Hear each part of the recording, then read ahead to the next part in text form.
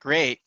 Good morning, afternoon, or evening to everybody, depending on where you are. My name is Alejandro Lejo Flores, and I am the chair-elect of the Kawasi Board of Directors, and I am the moderator for today's Bascom lecture. Just as um, an important note at the beginning here is that this lecture is being recorded and ultimately will be up on Kawasi's YouTube channel. And if you do have questions, please put them in the question and answer because thankfully Julia Masterman from Kawasi staff will be helping out in sort of the logistics of those questions.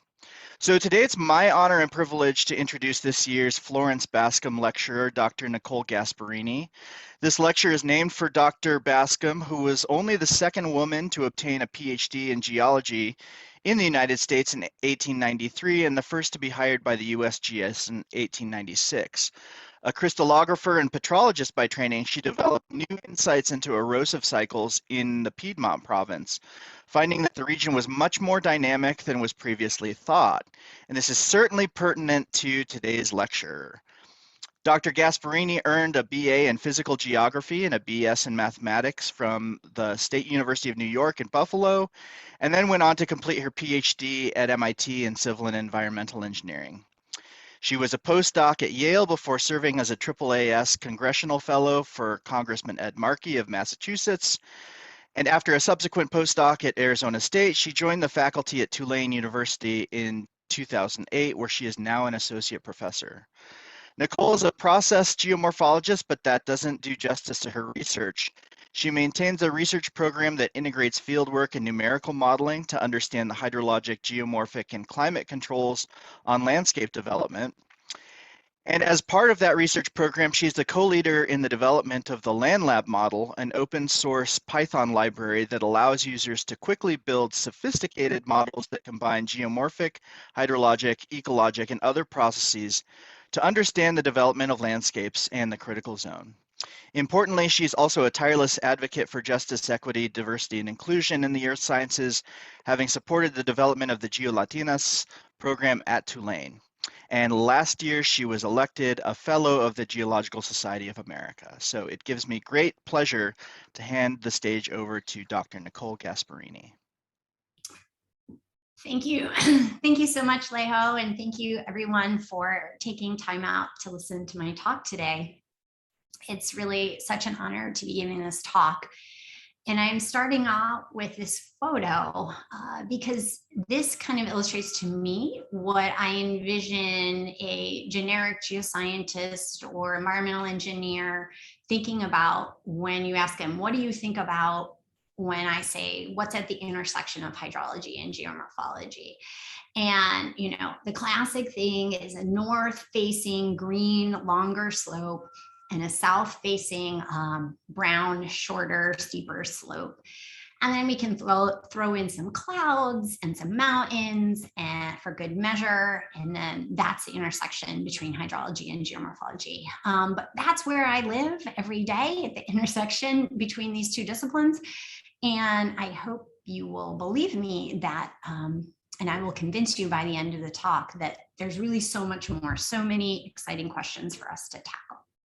So before we get into the science, I just want to bring you into my head a little bit. When I was first asked, invited to give this talk, and the first thing I thought about were my kids. And I was so excited and I couldn't wait to tell them that I was going to be giving this important name talk. And it was especially exciting because my daughter's name is Florence. So we have actually, in my house, talked at length already about who Florence Bascom is and what she has achieved. So this felt really exciting to me. But what I also thought about was my career and what was I going to say in this important, like very first Florence Bascom talk. It's kind of exciting and overwhelming. And I started to think about my journey as a scientist, and honestly, some parts have felt ridiculously hard. And there's so many times when I've questioned whether the sacrifices to be a successful scientist, are they worth it? And now I have this opportunity to talk to all these people about anything I wanted to at the intersection of hydrology and geomorphology. So what was I going to say as a mom and as a mentor, a hydrologist and a geomorphologist, a colleague and a collaborator and a professor and a friend? What is worth sharing? And that brought me right back to Florence Bascom.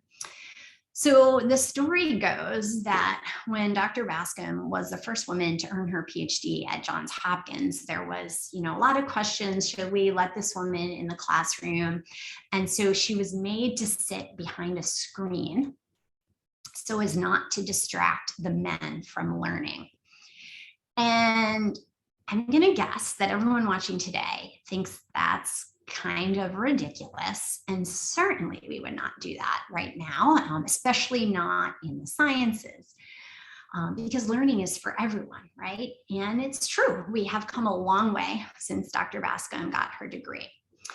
But we still have really far to go. And I'm going to note that everything I say in the beginning of this talk and throughout is from the viewpoint of an American who is brought up in the American educational system and working in the American educational system.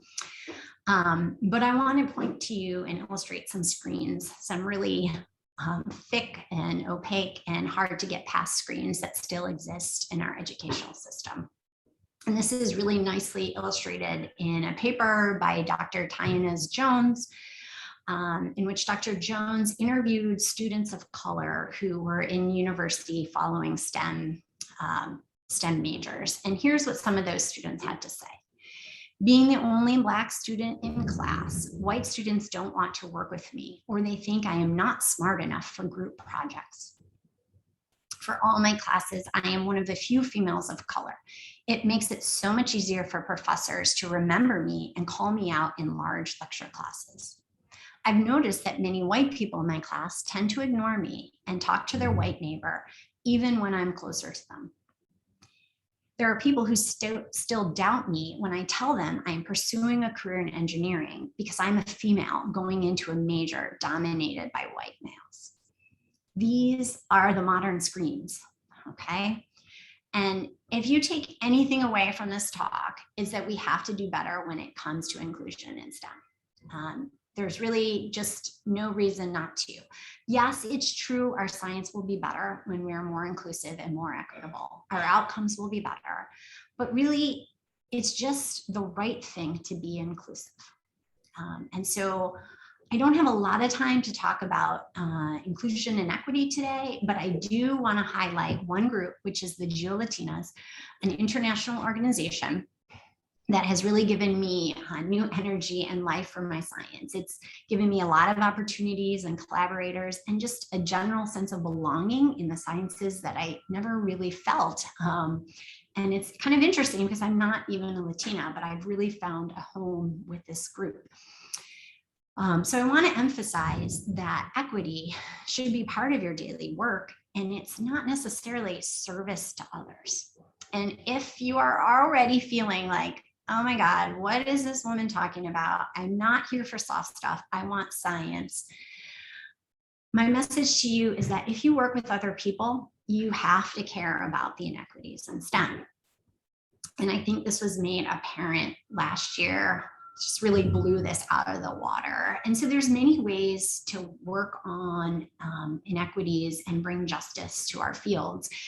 And I would like to highlight this wonderful document from the Quasi Board of Directors and Officers. And this document is on evaluation and taking into consideration the impacts of COVID. And really, I just can't say this any better. Listen to the candidates. If we listened to everyone around us and all the different voices, I promise you our science would move much faster, much more smoothly.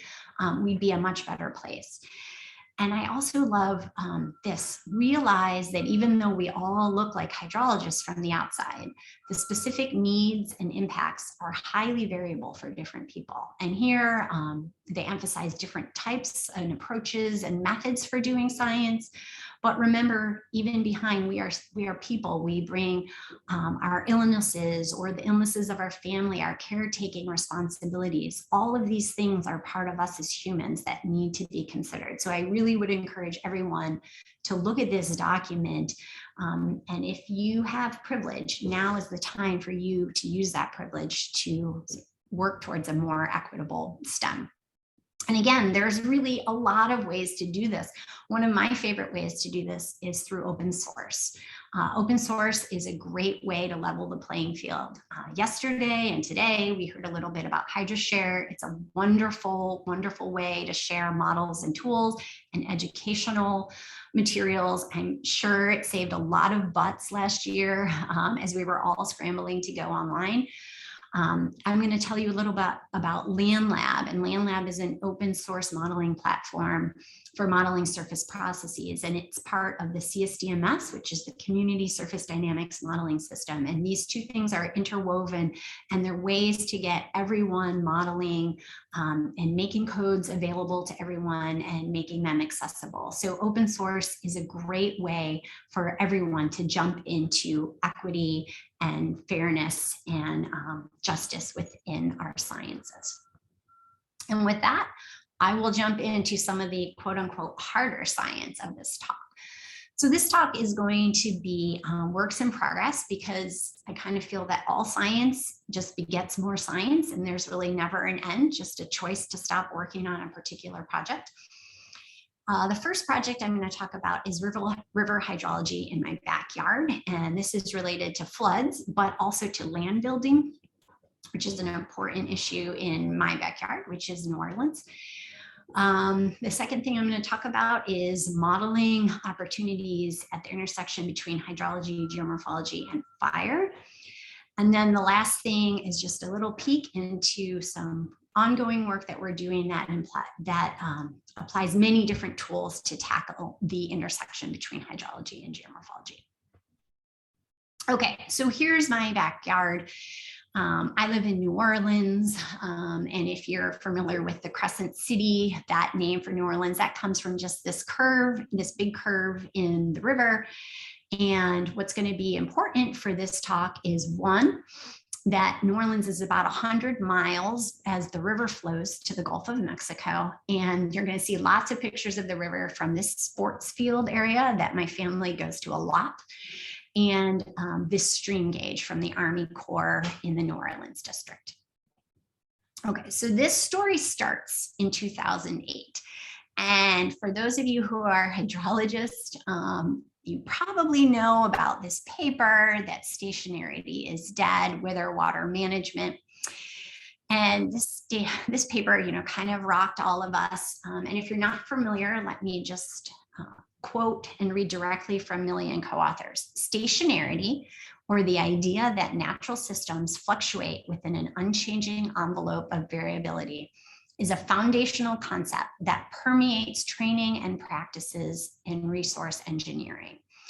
So they went on to say that stationarity, this idea that's behind things like the 100-year flood, that with climate change and human impacts on the surface of the earth, we can't use stationarity. And this is how we have managed all of our water resources until now. So it's kind of, earth shattering. And this was 2008.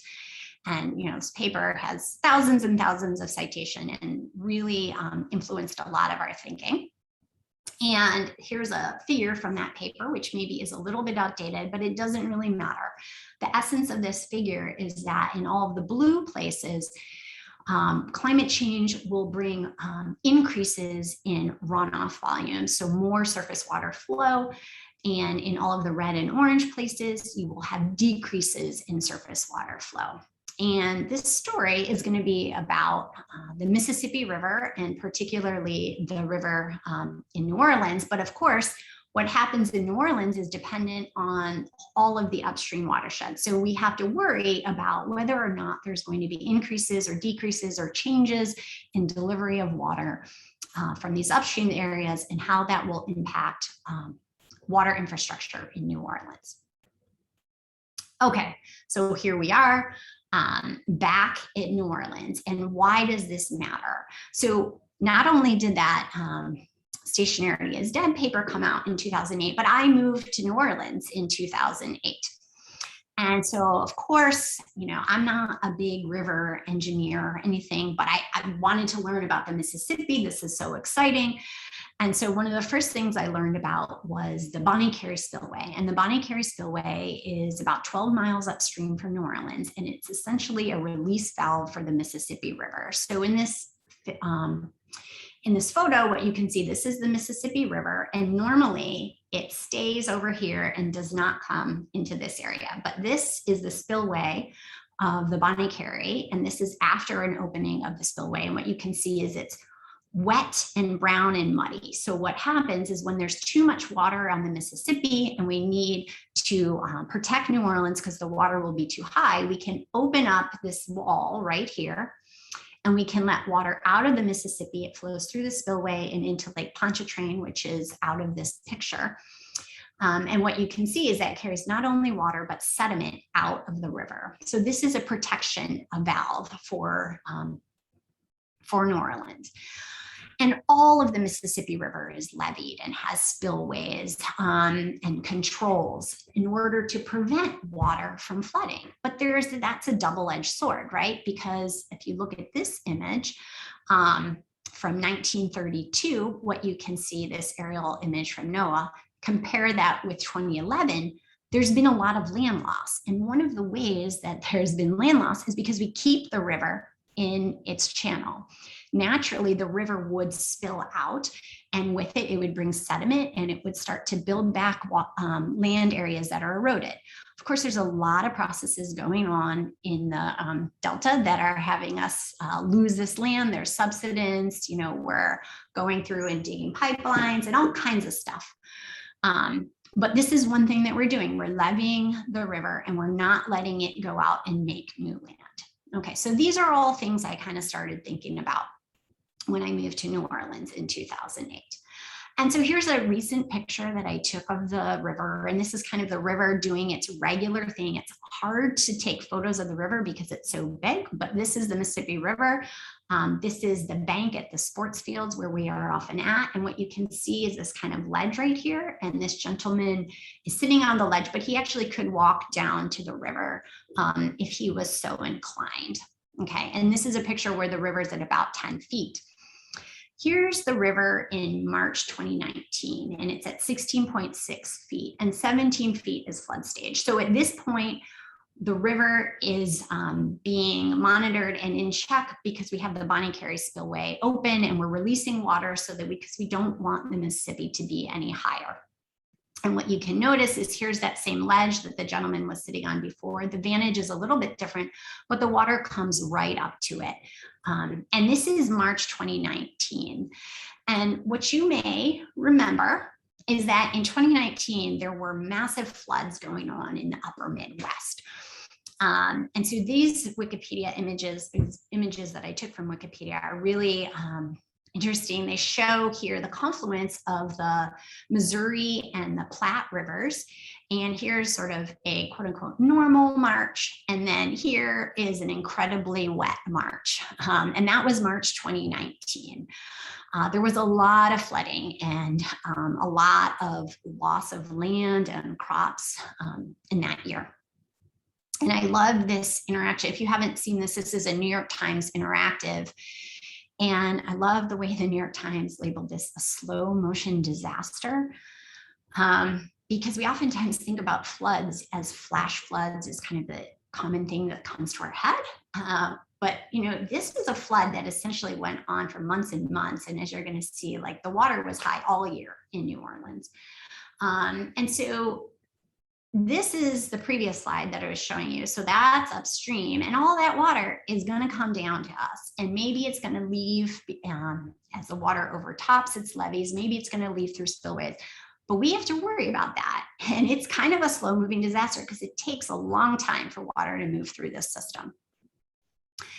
And it was bad. There was a lot of things. Here's just a few clips: 6.2 billion in flooding costs. And scientists predict more waterlogged days ahead. Army Corps looking to avoid a repeat of the 2019 Midwest floods. So if this doesn't scream infrastructure bill to you, I don't know what will, especially for those of us living on Mississippi. So as I said, I moved to New Orleans in 2008, and I started learning about this spillway that was just 12 miles upstream. And what I learned is that it was opened in 1931, and it was open about once every 10 years up until 2008. And then, to my delight, it was opened in 2008. So here's a picture looking out, water spilling out from the Mississippi into the spillway. You can see that hungry brown water with lots of sediment in it. And then it was opened again in 2011 and 2016 and 2018. So that's kind of confusing because I thought, it only is open on average once every 10 years. And then 2019, this very big flood year, it was the first time it was ever opened twice. And then it was opened again in 2020. Okay, so what the heck is going on? And so I'm going to show you a little bit about what's going on here with pictures and data from this stream gauge. And so note, again, this is New Orleans and the spillway is about 12 miles upstream. So here we are, and in New Orleans, the kids do sports year round. And so we are at these sports fields all the time because my son is really into sports. And it turns out this guy, Brendan Ewell, he's my husband, and he is also a hydrologist. He works for the Water Institute of the Gulf. So, we as a family going to watch my kid play soccer or baseball, but we always keep peeking at the river. And we just noticed, even in late 2018, the river just really wasn't itself. So Brendan said, let's look at the gauge data. And so here we are. This is, if you're not familiar with gauge data, this is gauge height. So that's just the surface elevation of the Mississippi River at that Army Corps gauge just upstream of the sports fields. And this is water year, so starting from October through to the end of September. And the red line is the gauge height, or the height of the Mississippi River in 2019. Okay, and what you can see is anytime it kind of flatlines high, those are times when the Bonnie Carré Spillway is open and the height of the river is being kept at that sort of maximum height that we feel safe with it being. And if you compare that to this black line, the black line is the average over approximately the previous 30 years before 2019. And so the first thing we noticed was, oh my gosh, every single day of water year 2019 was above average. What does this mean? So then we thought, well, let's look at some other big flooding years. So the first one we looked at was 2011, because that was another flood that we experienced and lived through. And what you can see in 2011, they did open the spillway, and you can see there was this high period, but the water really did not stay high for as long as it did in 2019. And there was, of course, notable periods of low flow as well. And importantly, what you can see, the water started dropping around June 1st, which is the historic start of hurricane season. What about 1993? For those of you who are my age, you remember 1993 was a big flooding year on the Mississippi River. But in fact, this didn't impact down in New Orleans as much as it did upstream. And so you can see there's plenty of periods of high water, but the Bonnie Carré wasn't even open that year. Okay, so now let's look at 2005, and 2005 is notable only because that was the year that Hurricane Katrina hit in New Orleans, and it wasn't a big flood year on the Mississippi River, but what you can see is this boom. And if you weren't familiar, you'd probably think that was a data error because rivers don't rise and fall that fast, especially a big old river like the Mississippi in New Orleans. But that's storm surge from Hurricane Katrina. So I told you that New Orleans is, first off, these are heights above sea level, right? So the water is not that high in comparison with sea level. And, the Gulf is only 100 miles away. But when storm surge raises up the water in the Gulf, that sends a signal upstream. And here you get about a 10-foot storm surge from that huge surge of Hurricane Katrina. So Katrina did not overtop Mississippi River levees, but you can imagine if the river had been higher, that could have been a worry. So what was happening in 2019 when the river was staying so high into hurricane season? And this is in July, the hours before Hurricane Barry hit. And if both of your parents are hydrologists, then you get dragged to the river when there's about to be a flood. So here's my kids, and there's the Mississippi River just before Hurricane Barry hit. And there were forecasts that it could have as much as 3 to 5 feet of storm surge. That would have been overtopping the levees in some locations in New Orleans. So that was kind of scary and problematic. So we went out to like sort of survey and see what the river looked like. And indeed, the river was still high, just as the gauge said.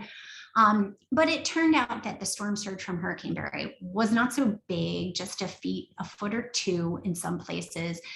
And so, great. There was no overtopping of the Mississippi River levees. So that was kind of a relief. But what you can see is that the river stayed high really into hurricane season that year. So what's the deal with 2019? Does 2019 mean stationarity is dead? There's always going to be extreme years. And so maybe 2019 was just an extreme year. But what I want to point you to is this. If you're not familiar with this, this is the design flood. So this is what the Corps sort of designs different stretches of the river, the maximum discharge that it can take. And so I want you to note that all of the arrows are going to the south, to the Gulf. This design flood and all the infrastructure that supports it is not designed for water coming back up the Mississippi River, okay? I also want you to take note of this area right here. This is an area where there are planned sediment diversions. So what they're going to do, somewhat similar to what the Bonnie Carey is, they're going to put breaks in the levees and they're going to let water and sediment flow out there with the idea that this can help to build land and build back some of the land and flood protection for southern Louisiana. And all of these things are kind of dependent on the way that we know the river to operate. But what if the river isn't operating that way anymore? So what's next? And I'm just going to quickly give you some hints here. So this is Laurent Robert. He's a grad student in my research group at Tulane. This is Shana Brown, who also works in my group. She's an undergraduate. And this is Sergio Villamarin Gomez. And Sergio is a Tulane math student. And I'm just going to come right back to the Geolatinas here for a second. I met Sergio via the Tulane Geolatinas. And the Geolatinas are inclusive, so anyone can join. You don't have to be a geo person. You don't have to be a Latina. And started chatting with Sergio, and it turns out he was looking for an extra project, and he's great at coding, knows a whole lot about statistics that I don't know. And so he's joined the team to help us tackle these stationarity problems or questions. So here's some data that Shana has worked up. As you may know, there's gauges all up and down the Mississippi River, so we can look at whether or not we see similar trends in other locations. So here's just January mean stage. And as you may know, also we have wonderful records dating 100 years or more back in time. And so here's a gauge up in Iowa where it looks like January means are getting higher and higher as we move through time. Here's the Vicksburg gauge that doesn't seem to be showing any trends. Laurent had the idea that maybe we should put all of the data together. So here's the Vicksburg gauge, and this is means, monthly means over time. The darker lines are older and the lighter lines are lighter. And what you can see, things kind of fall on each other, have this beautiful flood pattern that maybe suggests non-stationarity. But these are different ways that we're looking at the data. And what Sergio has been doing is writing Python codes to interrogate the data and to test for stationarity in different ways, depending on the length and quality of the data, whether there's data dropouts and so on and so forth. And he made this movie. And so what you can see is that blue line there is the water level back in the 1800s, the first year that we had data available And then you can see that time series moving through time. And what you see is that sort of non-stationary signal. So now what we need to do is actually start to understand what's going on at each of these different gauges and how that can impact New Orleans. Okay, so some takeaways from this part of the talk is that our river infrastructure is designed for stationarity. And so as Millie and co-authors said, the death of stationarity can be huge, but it's not just the death of stationarity that we have to worry about. What if the timing of hurricane season changed? What if the magnitude of storm surge changes? What about sea level rise? These are all things that are really going to impact New Orleans. And I firmly believe, after living here for a long time, we have to think about people and how people are impacted. But I can also tell you there's a large monetary and economic reasons to keep Mississippi River going. There's billions of dollars of infrastructure in shipping and petrochemical plants, as you can even see in the background across on the other bank of the Mississippi in this image. And I want to again emphasize that, if land is lost and people need to be moved, we need to think about equity and not always displace those who are most economically vulnerable.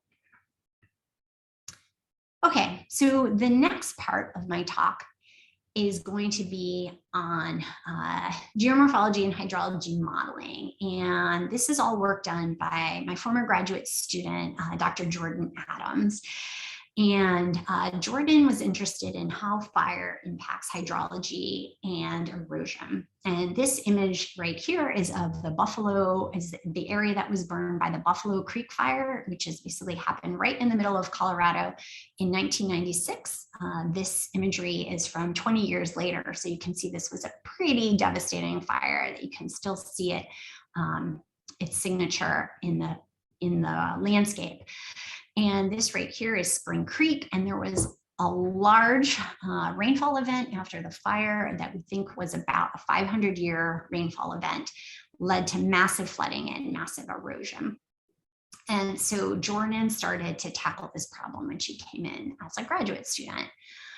Jordan also had the lucky opportunity to be part of the original software development team for LandLab. And so here's our original group.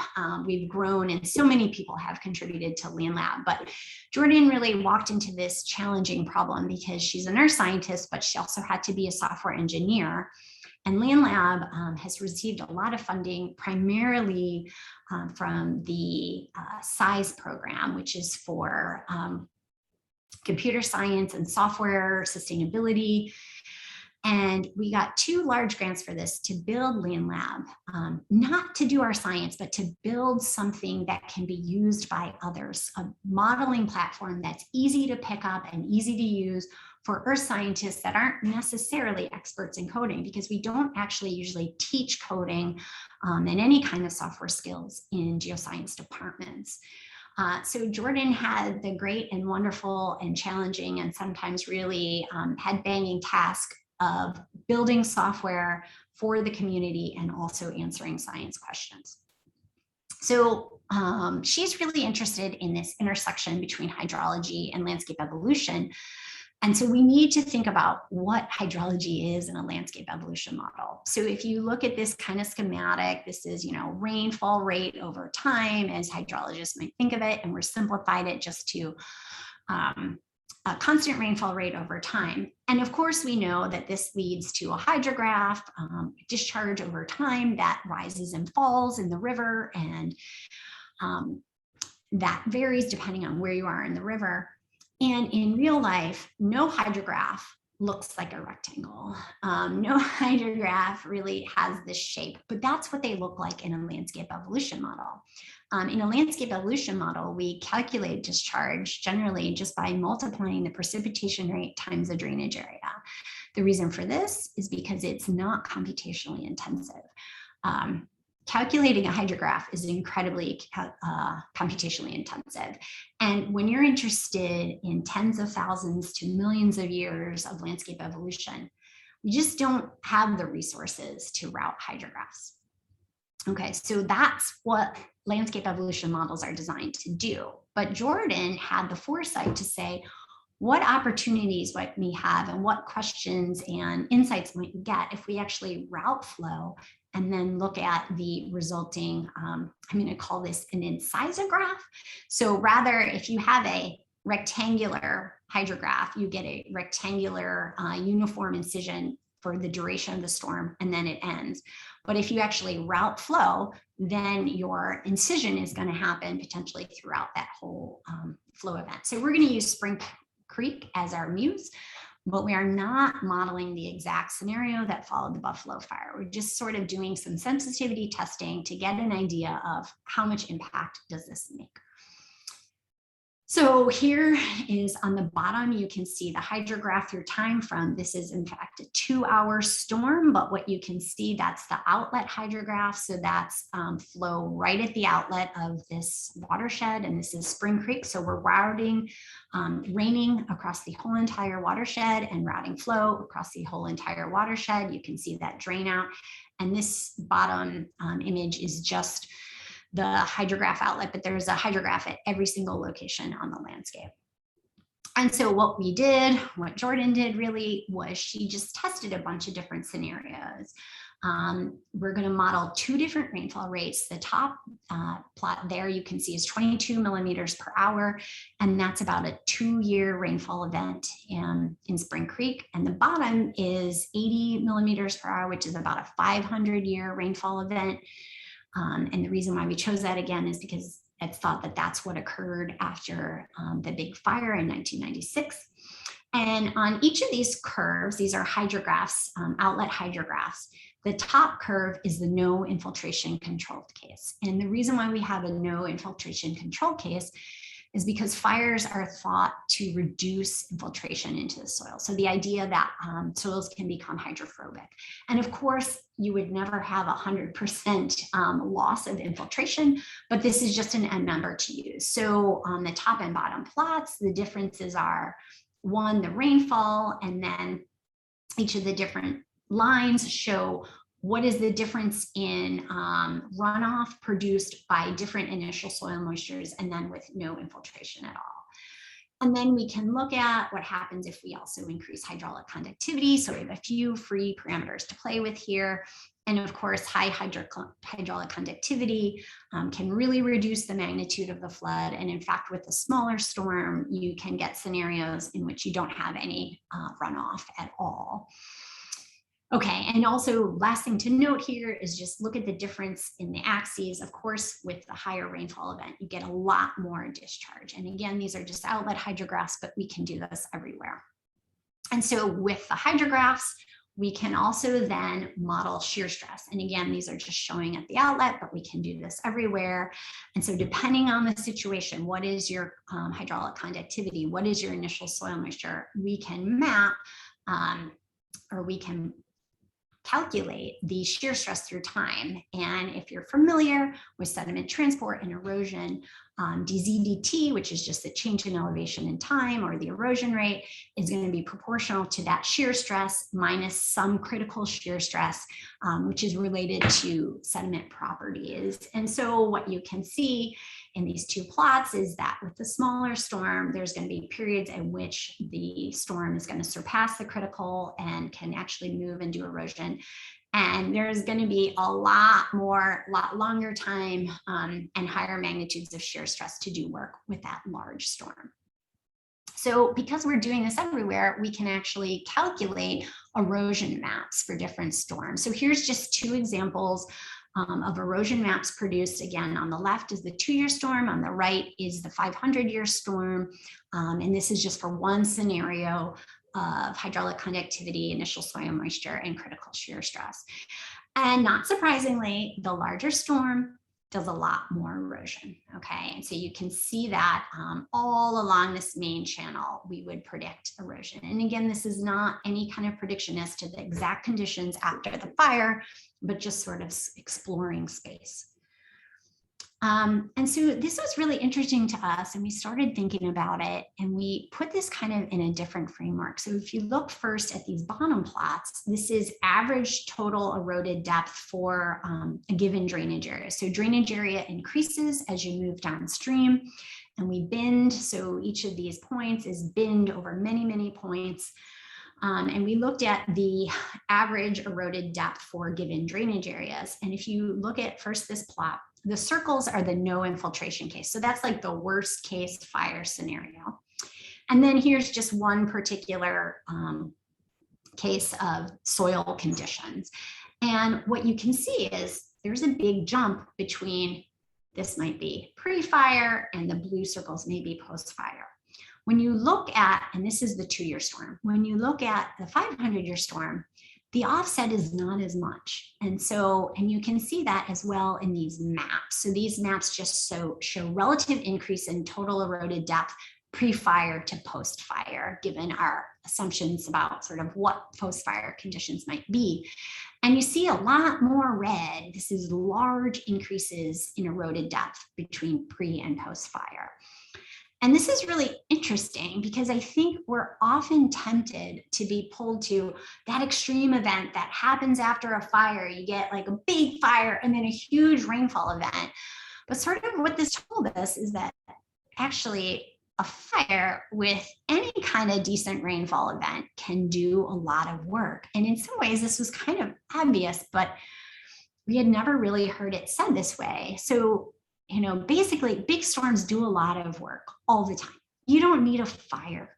You know, we always have to worry about big storms, but regular storms are going to be much more devastating if there's a fire. So that's one potential from this work.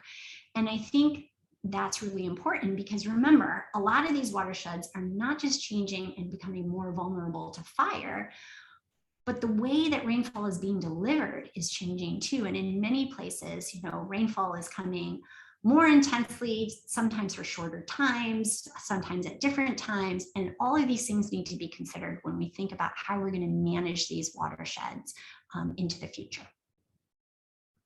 Okay, so the last thing that I'm going to go through is really ongoing work by my current graduate student, Sam Anderson. And he's working in the Guadalupe Mountains, and his project really is kind of going to scale all the scales. It's got large scale and small scale thinking. It's got long time scales and short time scale thinking. And Sam just kind of came in and ran at things. And sort of one of the things I really love that I've learned from working with Sam is like this really multi-pronged approach to viewing hydrology and landscape evolution together. So I'm going to go through that. And this is work that's funded by the Geomorphology and Land Use Dynamics program at NSF.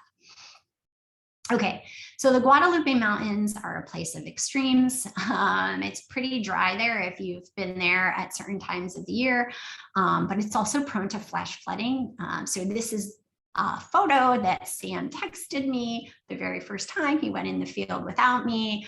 Nicole, I think there's going to be a flash flood. Look at these hailstorms. This is so exciting. And me, you know, back being like, oh, please be safe. Please be safe. This is an extreme landscape. So it's dry all the time until it's not, right? And if you look at the landscape, this is beautiful drone imagery that Sam took. What you can see is that at high elevations or at the tops of these landforms, you can see things are pretty gentle. And you can see these kind of nice stripes that are essentially elevation contours that are related to changes in rock properties. But what you can see divided from that really gentle topography is a much steeper topography where the slopes drop off. You get deeply incised canyons where both the hill slopes and the channel bottoms are steeper. And if we jump into the landscape and start walking in the landscape, this is that higher elevation, low relief, slow slope part of the channel. And I want you to notice this is a bedrock channel. So what you're seeing right there is bedrock in the bottom of the channel. And there's not much sediment in that channel. And then again, note these really kind of gentle, beautiful convex slopes. Then we can jump down into the landscape, down in elevation, and you get into these deeply incised valleys with large boulders and lots of sediment lining the channels, despite the channels being very steep. And when you zoom in, what we see is that there's a lot of variability in rock properties. So you get these kind of more massive units that are less fractured, that are predominantly dolomite, and intersandwiched between our units that have more quartz or predominantly sandstone. But everything is a gradient here. But what you can see is that these dolomitic rocks are what we would traditionally call the cliff formers, and the sandstones that are all fractured kind of lay back and generally would form what we would think of as slopes, okay? And so, but these interactions are happening at the meter scale in some places. Okay, so I just want to play this movie, which I have watched over and over and over. And this is from drone imagery that Sam has taken. And it really just gives you a new way to look at the landscape. You can really see here those gentle slopes diving down into those steeper valleys. You can see the valley bottoms. You can see a lot of sediment in those steep valley bottoms. That sediment is really big. Sometimes it's like car size or boulder size. Now we're back up in the gentler topography, but even in the gentler topography, you can see on the hill slopes, big boulders coming out in some places. Here you can see those boulders cascading down the hill slopes and into the channels and lining those channels. And you can really see where those boulders are coming from in the landscape. So I'm going to cut that off there and keep moving forward. Okay, so what Sam did was he walked and rewalked these channels many, many times. We have about 5 study reaches going from the really steep and steeply incised part of the landscape up into the shallower, more low relief part of the landscape. And at about every 100 meters, he took samples of the bedrock if he could in the channel. He measured boulder sizes. He took photos and images so that we could get at rock properties such as fracture spacing. And yeah, so he made a lot of measurements. He took samples of the rocks back home so that we could look at them back in the lab. So here is, oops. Okay, there's Sam. These are really hard rocks, so we actually have to drill into them to get samples that we can actually bring back to the lab. And Sam actually broke one of our drills, which is kind of scary. Then we have to label all of our samples and of course bring them back. And luckily we had some really great and strong field assistance at this time on this particular trip. And then we bring them back into the lab, we crush up those samples, and then we dissolve out the carbonate material, and then we can figure out percentage of carbonate versus siliciclastics. So we do all that with lots of helps from undergraduates. Addie Henderson was really pivotal in helping with some of that rock crushing and dissolving that you saw. Here's some of the photos that Sam took to get the bed, what the bedrock looks like in the bottom of the channel bed. All of those shadows are selfie sticks with a camera on the end. So this is a lot of different photos stitched together. Claire Hudson traced out all of these fractures, really, really tedious work. Thank you, Claire. And here's Olivia Barreco, who helped with some of that initial field work. And so what are some of our initial findings? So these are plots of 3 of our study channels, and this is shown as elevation versus something called chi. Chi is not the same thing as distance. It's the integration of upstream area. So it's a way to kind of normalize area changes in the channels. But if you're not familiar with it, don't worry about it. In this case, you can think of it, it's very similar to elevation, because what we're worried about is places where this plot is steeper, is actually going to be much relatively steeper channels, and where this rolls over and becomes less steep, the channel is much less steep. Okay, so what you can see in all 3 of these channels, you get kind of a transition between 1400 to 1550 meters where you have really steep channels, and then you move up into the landscape and the channels are less steep. What's kind of interesting is if you looked at the way that Sam has colored these lines in the steep areas, these dark dash dot lines, that's places where the channel is fully covered in sediment or alluvium. And what we find in all of these channels is that in that steep portion of the landscape, the river channels have more sediment in them than in the shallower part of the landscape, which is a little bit counterintuitive. But we think that's the feedbacks between those steep valley walls that are probably supported by massive dolomitic rocks and carbonate rocks that are producing big sediment, and whether or not these massive boulders can actually be moved is a question that we have. So look at all of that sediment. And so, of course, Sam made lots of measurements of boulders in the field. And for this purpose, you can just look at the A-axis, which is the biggest axis of this boulder. And so just look at this left plot and look at these units. Okay, these are centimeters. So some of these boulders are 5 and 6, and even the smallest ones are about 1 meter. These are large boulders. And here we're plotting this as a function of relief. Relief in this case is going to be a good indicator of like those steep valley walls that the channel is incising into. And what you can see is bigger boulders seem to be coming from areas with higher relief. The two different colors are just boulders of either sandstone or carbonate rocks.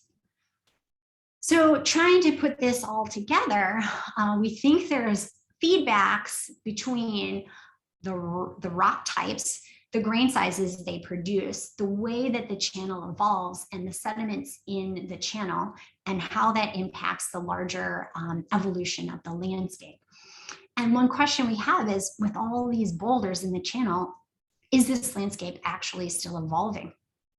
And thankfully, we have Jordan's wonderful land lab codes and components to use to start to answer this question. So Sam's next step is going to be to model flash floods and start to get an idea of what kind of shear stresses are produced in these channels, and whether or not maybe these channels are pretty stable because they're completely armored and they can't erode despite the very, very steep slopes. So takeaways from this last part of the talk is that in order to begin to understand this landscape, we need to understand this heading millions of years ago, when sediment that became rocks was deposited, making these sandstones and carbonitic rocks. We need to understand the properties of the rocks today, how fractured they are, how strong they are. We need to walk the landscape over and over, taking many samples and measurements. And even better, we can fly a drone. So that was something that Sam convinced me to get, and it was a great purchase. We need to understand the flow regime today to understand whether or not this landscape is currently evolving and how it's currently evolving. And thankfully, we have Land Lab, a flexible modeling framework to take this further. And we also need lots of very strong field assistance. Okay, so this brings me to the end of my talk. Thank you everyone for your attention. So I hope that you are now convinced that when it comes to geomorphology and hydrology, all the scales matter.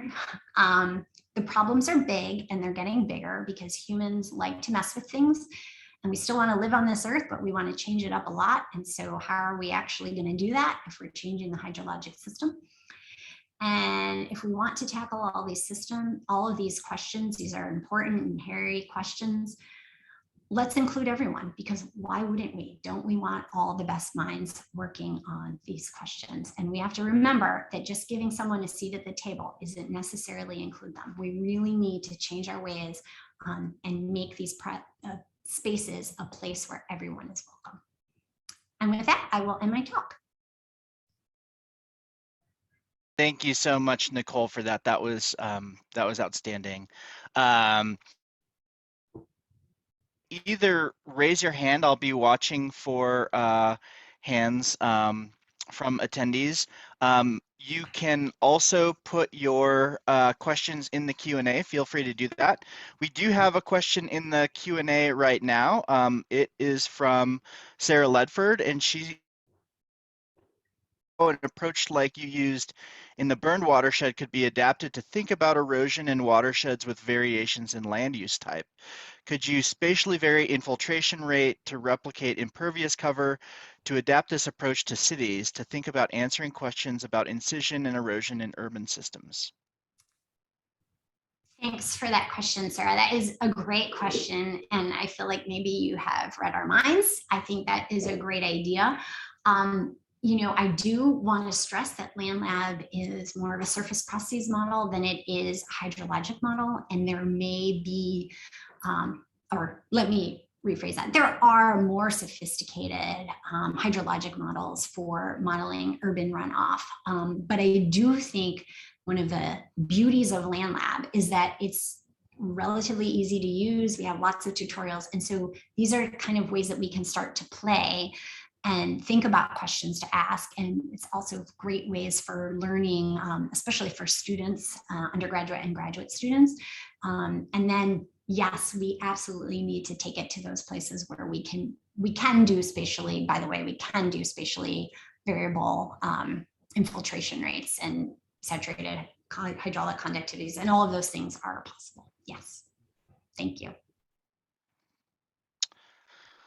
All right, we have another question from Larry Band in the Q&A. If class size is proportional to channel slope, is one simple approach to adjust the slope dependency of your transport or incision law to account for this? Well, so I guess if I understand, thanks for that question, Larry, and if I understand what you're asking, the thing is, we don't really know how those large boulders are moving through the system. I mean, they could be simply weathering in place. And given sort of the current hydrologic regime, they might not be mobile anymore. They may have been mobile 15,000 years ago, but they might not be mobile anymore. And so in general, you might tend to think that steep areas upstream generally have large grains. And then as you move downstream, you hit shallow places that will have finer grains, and you might have more sediment just filling in and depositing. But we have this kind of weird system where you have these upstream areas that are essentially devoid of sediment, and they're bare bedrock channels, but they're really, really low slope. So this is kind of not the normal thinking. So I guess what I'm hesitant to do is just to put in something that says steeper areas are going to have to transport the larger sediment, because we're not quite sure that that's actually happening. Thanks. Great. And we have another question from Aubrey Banda. How do you see the incorporation of AI or machine learning in the future of stormwater infrastructure in the field of hydrology? Wow, okay. So that is a great question. And I think I might need a minute to think about it. But I think AI can be really great. And one thing, I guess, that comes to mind is using AI to find places in levee systems that may be vulnerable. And so there's all kinds of things that can make one portion of a levee more vulnerable than another.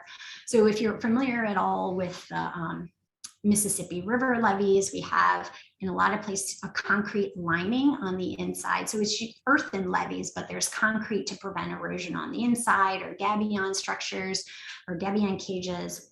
But then in some places you have trees growing, in other places you don't. In some places you have sediment and soil that is more pervious, and you can get sand boils. So that's just one idea off the top of my head that could be helpful for finding places in the levees that are vulnerable. Because what I can tell you is that in New Orleans, when the water level gets high, people are actually, the Corps is constantly monitoring those levees, looking for places where there's boils or the levee may become undermined. And so I think AI to train us and to tell us where are these places could be one way that we could use it. Great. We'll take one last question. It's from Dr. Handrada Ali. In the chat, Dr. Gasparini, can you explain what might have been unique about 2019 for the water level in the Mississippi River to be higher all year long, whereas other years show fluctuations as your chart showed? Yeah, so that is a great question. Thank you, Handrada. So one thing we know is that there was a lot of snow in the upstream portions of the watershed at that time. But that doesn't explain why the river was higher in October of the previous year. And the honest answer is I don't actually know what was going on then. And that's something that we have to get at and tackle. But when it starts to come to January and all the way through to August, I think that's all because of the massive amount of snow. The soil moisture was really wet for that particular year. So we just had this really sustained flooding. And as you may know, as you move downstream in a large watershed, those floods tend to kind of, stretch out in time.